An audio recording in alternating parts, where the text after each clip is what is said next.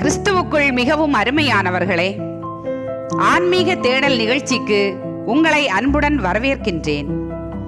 பாகம் 15.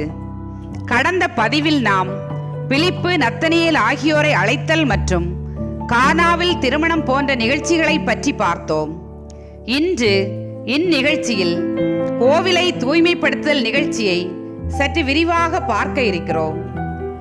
கோவிலை தூய்மைப்படுத்துதல் நிகழ்ச்சியை யோவான் நற்செய்தியாளர் 2ஆம் அதிகாரத்தில் குறிப்பிடுகிறார். அதாவது இயேசுவின் பணிவாழ்வின் தொடக்கத்தில். மற்ற 3 நற்செய்தியாளர்களும் இயேசுவின் பணி வாழ்வின் இறுதியில் ஓசன்னா பவனி முடிந்த பிறகு இயேசு கோவிலை தூய்மையாக்குதல் நிகழ்ச்சியை பதிவு செய்திருக்கிறார்கள். அதாவது மத்தேயு நற்செய்தி அதிகாரம் 21 இறைவார்த்தைகள் 12 முதல் 17 வரையும், மார்க்கு நற்செய்தி அதிகாரம் 11 இறைவார்த்தைகள் 15 முதல் 19 வரையும், லூக்கா நற்செய்தி அதிகாரம் 19 இறைவார்த்தைகள் 45 முதல் 48 வரையிலும் எழுதி வைத்திருக்கிறார்கள். ஆனால் இரண்டும் ஒரு நிகழ்ச்சி அல்ல, இரண்டும் 2 நிகழ்ச்சிகள்தான். 4 நற்செய்தி நூல்களிலும் கடைசியாக எழுதப்பட்டதுதான் யோவான் நற்செய்தி. மற்ற 3 நற்செய்தியாளர்களும் எழுதாமல் விட்ட நிகழ்ச்சிகளை அதிகமாக யோவான் நற்செய்தியாளர் எழுதியதால் தான் யோவான் நற்செய்தி தனித்து தெரிகிறது. இயேசு தமது பணிவாழ்வின் தொடக்கத்திலும் கோவிலை தூய்மையாக்கினார். தனது பணிவாழ்வின் இறுதியிலும் கோவிலை தூய்மையாக்கினார். 2 நிகழ்ச்சிகளையும் நாம் பதிவேற்றம் செய்வோம். 2லும் உள்ள வேறுபாடு, வித்தியாசம் அப்போது உங்களால் தெளிவாக புரிந்து கொள்ள முடியும். இன்று முதல் முறை கோவிலை தூய்மைப்படுத்திய நிகழ்வை அதன் பின்னணி சூழ்நிலைகளோடு சேர்த்து பார்ப்போம். நிகழ்ச்சிக்கு போகலாம். கோவிலை தூய்மைப்படுத்துதல். யோவான் நற்செய்தி அதிகாரம் 2 இறை வார்த்தைகள் 13 முதல் 22 வரை. கோவிலுக்கு உள்ளே ஒரு சந்தை கடையே நடந்து கொண்டிருந்தது. ஆட்டுக்குட்டிகளை பேரம் பேசி விற்பதும், சத்தம் போடுவதும், சபிப்பதும், நாணயம் மாற்றுக்காரர்களின் சச்சரவும், கொள்ளை லாபம் அடிப்பதுமாக இருந்தார்கள். அதிக தொலைவிலிருந்து வந்தவர்களும் அதிக ஏழைகளும் அதிகமாய் உரிந்தெடுக்கப்பட்டார்கள். இப்படிப்பட்ட சூழலில் ஒரு வயதான தம்பதி ஒரு ஆட்டுக்குட்டியை பலியிட சென்றார்கள். பலியிடுபவர்கள் அது குற்றமுள்ளது என சொன்னதால் அதை விற்றவனிடம் கொண்டு சென்று அழுது மன்றாடினார்கள். வியாபாரி அசையவில்லை. மோசமான வார்த்தைகளால் அவர்களை திட்டி மரியாதை குறைவாக நடத்தி, கலிலேயர்களே, நீங்கள் கொடுத்த விலைக்கு நான் கொடுத்த ஆடு எவ்வளவோ உயர்ந்தது. பேசாமல் போய்விடுங்கள். வேறு ஆட்டுக்குட்டி வேண்டுமானால் இன்னும் 5 நாணயம் கட்டுங்கள் என்றான். தம்பதிகள் வியாபாரியை பார்த்து, கடவுள் பெயரால் கேட்கிறோம், நாங்கள் ஏழைகள், வயதானவர்கள், எங்களுக்கு ஒருவேளை இது கடைசி பாஸ்காவாய் இருக்கக்கூடிய இந்த திருநாளை கொண்டாடுவதை தடுக்க போகிறீரா? ஒரு சின்ன ஆட்டுக்குட்டிக்கு நீர் கேட்ட தொகை போதாதா என்று கேட்டார்கள். வியாபாரி தம்பதிகளை பார்த்து, அசுத்த பிராணிகளை, போய்விடுங்கள். மூப்பரான அரிமத்தியா சூசை அதோ வருகிறார்.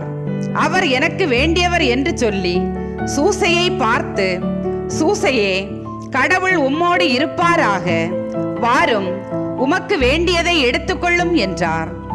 சூசை ஆட்டுப்பட்டிக்குள் சென்று ஒரு சிறந்த ஆட்டுக்குட்டியை எடுத்துக்கொண்டார்.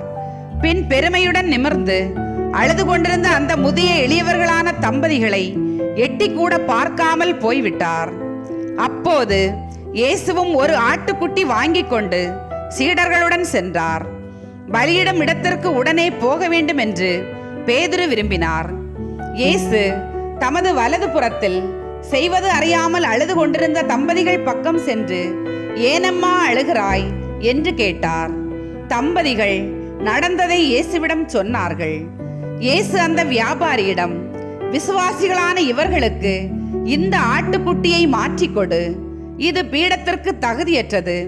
இந்த முதியவர்கள் பலவீனர்களாய் பாதுகாப்பின்றி இருப்பதால் இப்படி செய்வது சரியல்ல என்றார்.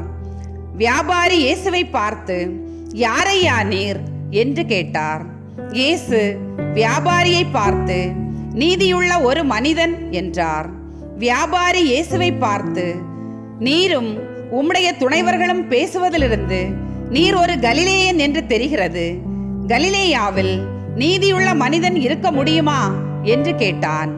இயேசு வியாபாரியை பார்த்து, நான் சொன்னபடி செய்து நீயே ஒரு நீதிமானாக நடந்து கொள் என்றார். வியாபாரி மற்ற வியாபாரிகளை பார்த்து, கேளுங்கள், தன்னை போன்றவர்களுக்காக ஏந்தி பேசுகின்ற கலிலேயனை கேளுங்கள்.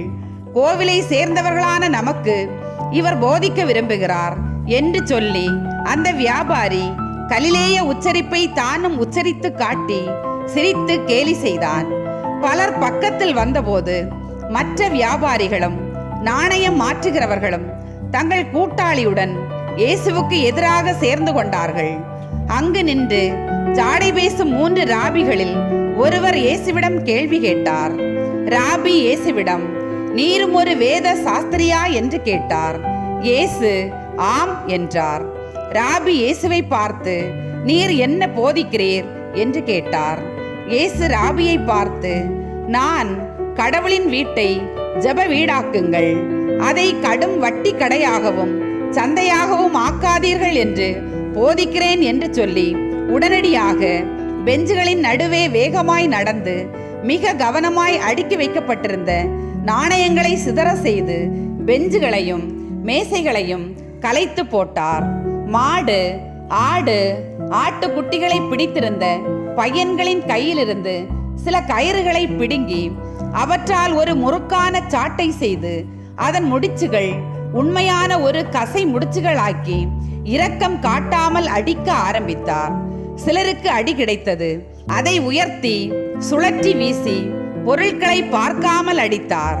குற்றவாளிகள் வெளிச்சுவர் வரையிலும் துரத்தப்பட்டு தங்கள் பணத்தை தரையில் விழவிட்டு ஓடினார்கள். சில பறவைகள் பறந்து போய்விட்டன, சில மிருகங்கள் ஓடி போய்விட்டன. குருக்களும் ராபிகளும் பரிசேயர்களும் அங்கே ஓடி வந்தனர். இயேசு வியாபாரிகளை விரட்டியபின் கோவில் வளாகத்தில் வந்தார். குருக்கள் இயேசுவிடம், நீர் யார்? குறிக்கப்பட்ட சடங்கு ஆச்சாரங்களை கலைக்க நீர் எப்படி துணியலாம்? நீர் எந்த சாஸ்திர பிரிவை சேர்ந்தவர்? உம்மை எங்களுக்கு தெரியாது. நீர் எந்த இடத்திலிருந்து வருகிறீர் என்றும் எங்களுக்கு தெரியாது என்றார்கள். இயேசு குருக்களை பார்த்து, வல்லமை உடையவராய் இருக்கிறவரே நான் எதையும் செய்ய முடியும். இந்த உண்மையான கோவிலை இடித்து விடுங்கள். கடவுளுக்கு புகழ்ச்சி அளிக்கும்படியாக அதை நான் கட்டி எழுப்புவேன். கடவுளுடைய வீட்டின் புனிதத்தையோ அல்லது சடங்குகளையோ நான் கலைக்கவில்லை. ஆனால் நீங்கள் கடவுளுடைய இல்லம் வட்டி கடைக்காரர்கள் வியாபாரிகளின் இடமாக ஆக அனுமதித்து அதை கலைக்கிறீர்கள். என்னுடைய சாஸ்திர பிரிவு கடவுளுடையதே. நித்திய கடவுள் மோசேயோடு பேசும்போது இஸ்ரேல் முழுவதும் கொண்டிருந்த அதே சாஸ்திரம் என்னை உங்களுக்கு தெரியாதா? தெரிந்து கொள்வீர்கள். நான் எந்த இடத்திலிருந்து வருகிறேன் என்று நீங்கள் அறியவில்லையா?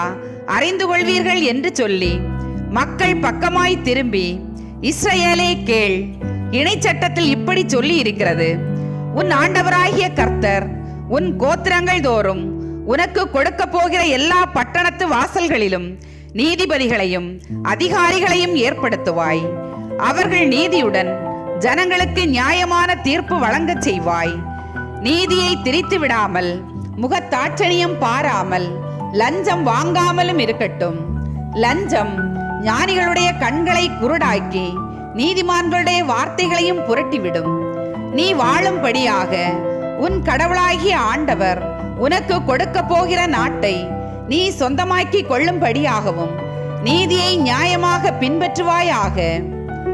இஸ்ரேலே கேள், இணைச்சட்டத்தில் இப்படி சொல்லப்பட்டிருக்கிறது, குருக்களும் லேவியர்களுக்கும் இவர்களை சேர்ந்தவர்களுக்கும் இஸ்ரேல் மக்களுடன் பங்கும் சொத்துரிமையும் இல்லை.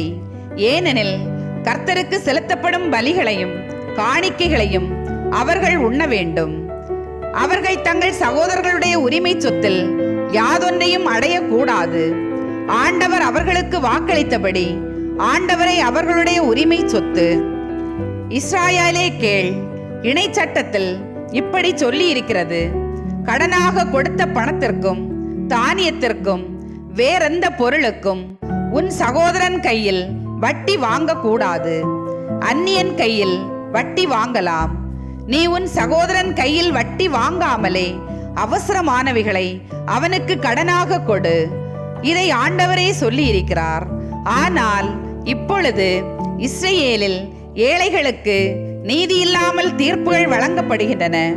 அவர்களுக்கு நீதியின் மட்டில் சார்பு இல்லை. செல்வந்தர்களுக்கு ஒரு நியாயம் காட்டுகிறார்கள். ஏழையும் சாதாரண மக்களும் நசுக்கப்படுகிறார்கள்.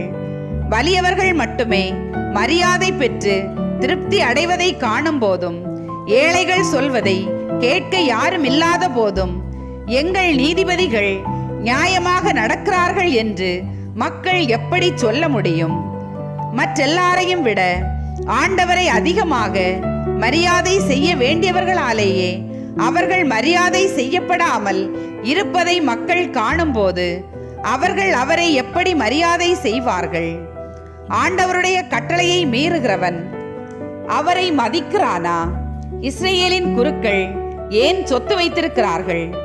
வரி வசூலிப்பவர்களிடமும் பாவிகளிடமும் ஏன் லஞ்சம் பெறுகிறார்கள்? அவர்கள் சலுகை பெறுவதற்காக லஞ்சம் கொடுக்கிறார்கள். இவர்கள் தங்கள் பணப்பெட்டியை நிரப்ப லஞ்சம் வாங்குகிறார்கள். கடவுளே தம் குருக்களின் உரிமை சொத்தாக இருக்கிறார். இஸ்ரவேலின் தந்தையாகிய இருக்கிற அவர் குருக்களுக்கு தந்தையை விட கூடுதலாக இருக்கிறார். நீதியின்படியே அவர்களுக்கு அவர் உணவு அளிக்கிறார். ஆனால் நீதிக்கு அதிகமாய் அல்ல, தமது திருப்பீட முற்றத்தின் ஊழியர்களுக்கு அவர் பணத்தையும் உடைமைகளையும் வாக்களிக்கவில்லை. அவர்கள் நித்திய வாழ்வில் மோசே, எலியா, யாக்கோபு, ஆபிரகாம் ஆகியவர்களைப் போல் நீதியின்படி மோட்சத்தை அடைந்து கொள்வார்கள்.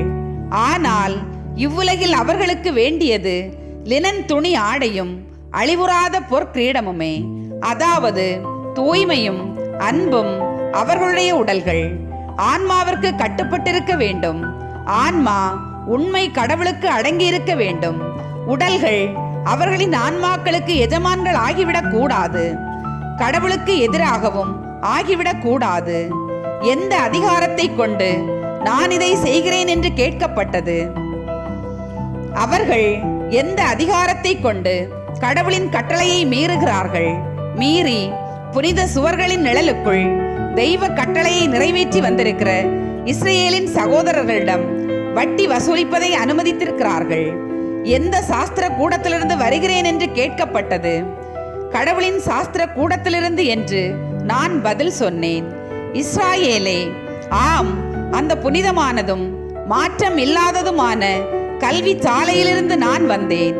உன்னையும் அங்கு மீண்டும் கொண்டு செல்வேன்.